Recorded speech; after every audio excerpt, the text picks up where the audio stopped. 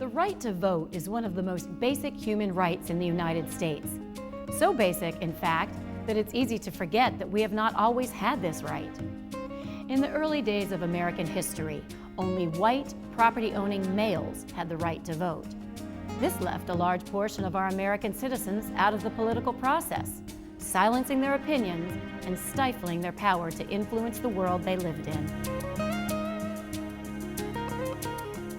Women were granted the right to vote with the passage of the 19th Amendment in 1920. But few know the story of the brave women who struggled for so long to earn this right. Miles Harvey's Women's Voting Rights takes the reader back in time to the very first election in U.S. history, and then fast forwards to 1840, where Elizabeth Cady Stanton met Lucretia Mott. The two women traveled across the Atlantic Ocean to London, England, to participate in an anti-slavery conference. The women were barred from taking part when the male anti-slavery leaders voted to keep women out of the meeting.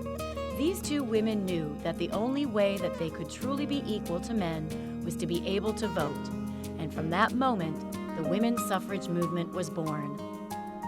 The struggle didn't end there, however, because women weren't the only ones rallying for the vote. When we think of the fight for civil rights, we usually think of Martin Luther King Jr.'s iconic "I Have a Dream" speech. Bending Towards Justice by Gary May tells the story of some lesser-known civil rights activists who were willing to risk their lives to gain the right to vote. With his compelling narrative writing style, May captures your attention and puts you right in the middle of the action, making you feel like you were really there for the marches, protests, and the ultimate passage of the Voting Rights Act. He also walks you through how the Voting Rights Act might be in danger today and what we can do to ensure that this right remains ours for the keeping. So how are things changing now? Well, you might notice that around election season, there are always new methods popping up, trying to get young people registered to vote.